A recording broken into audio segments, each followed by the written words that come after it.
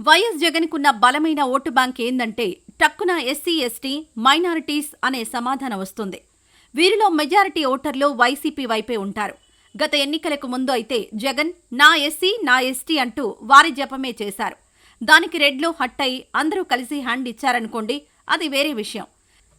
జగన్ వారికి ఎంత ప్రాధాన్యత ఇచ్చినా ఆ ఎన్నికల్లో మైనారిటీ ఎస్సీ ఎస్టీలు కొంతమేరకు జగన్ను వదిలేసినా వచ్చే ఎన్నికల నాటికి మళ్లీ వారంతా జగన్కు చేరువయ్యే అవకాశం ఉంటుందని రాజకీయ విశ్లేషకులు అంచనా వేసుకుంటున్నారు.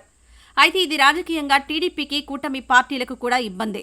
దీనిని దృష్టిలో పెట్టుకుని చంద్రబాబు వైసీపీని దెబ్బకొట్టడానికి తాజాగా ఒక బలమైన స్ట్రాటజీని తెరమీదకు తెచ్చారు. ఎన్నికల్లో ఎవరి కులాన్ని బట్టి వారు ఆయా పార్టీలకు ఓట్లేయడం ఆంధ్రాలో అత్యంత సహజంగా జరిగేదే. అగ్రవర్ణాలన్నీ ఇదే బాపతు. కమ్మ టీడీపీ, రెడ్లు వైసీపీ, కాపులు జనసేన, బ్రాహ్మిన్స్ వైశ్యాస్ బీజేపీ, ఇలా ఉంటాయి లెక్కలు. బీసీలు ఎస్సీ ఎస్టీ కులాలు మాత్రమే తమకు ఎవరి వలన ఉపయోగం ఉందో బేరీజు వేసుకుని ఓట్లు వేస్తుంటాయి. వీరిలో వైఎస్సార్ పథకాల వల్ల లబ్ధి పొందిన వెనుకబడిన వర్గాలు ఆయన తర్వాత ఆయన కొడుకు జగన్ వెంట నడిచాయి. వాళ్లే జగన్ బలమయ్యారు. టీడీపీకి ఎలానో బీసీలలో మంచి పట్టుంది కాబట్టి ఇక ఎస్సీ ఎస్టీ వర్గాలను ప్రసన్నం చేసుకుంటే చాలు, తమకు తిరుగుండదు అనేది వారి భావన. అందుకే చంద్రబాబు ఒక మాస్టర్ స్కెచ్ వేస్తున్నారు. తన వ్యూహంలో భాగంగా ఎస్సీ ఎస్టీ వర్గాలకు వరంగా మారిన విదేశీ విద్య పథకాన్ని తిరిగి పట్టాలెక్కిస్తున్నారు. గతంలో అంబేద్కర్ పేరుతో ఉన్న ఈ పథకాన్ని జగన్ తన పేరుతో మార్చుకున్నారు. ఇది నిరసనలకు వివాదాలకు కూడా కారణమైంది. ఆయన జగన్ పట్టించుకోలేదు. ఇప్పుడు ఎస్సీ ఎస్టీల కోరిక మేరకు ఈ పథకానికి తిరిగి అంబేద్కర్ పేరును పెడుతున్నారు. ఇదొక మైలురాయి. ఇక ఈ పథకంలో నిధులను భారీ ఎత్తున సామాజిక వర్గాల ఆధారంగా పెంచుతున్నారు. ఇది కూడా మరో కీలకమైన అడుగు.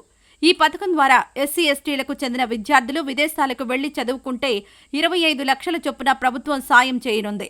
ఇది ఆయా వర్గాలను పూర్తిగా చంద్రబాబు వైపు మళ్లించనుంది. ఇక బీసీలు ఈడబ్ల్యూఎస్ పరిధిలోని ఓసీ వర్గాలకు 10 లక్షల చొప్పున సాయం చేయనున్నారు. దీంతో ఆయా వర్గాలు చంద్రబాబు పట్ల సానుకూలంగా మారడం ఖాయమనే విశ్లేషణలు వినిపిస్తున్నాయి. మరోవైపు చంద్రబాబు తీసుకున్న ఈ నిర్ణయం వైసీపీ ఓటు బ్యాంకుకు తీవ్రస్థాయిలో గండిపడేలా చేయనుంది. ఇలా వర్గీకరించి మరీ సాయం అందించడం ద్వారా ఆయా ఓటు బ్యాంకులు మొత్తంగా టీడీపీ వైపు మరలొచ్చని భావిస్తున్నారు.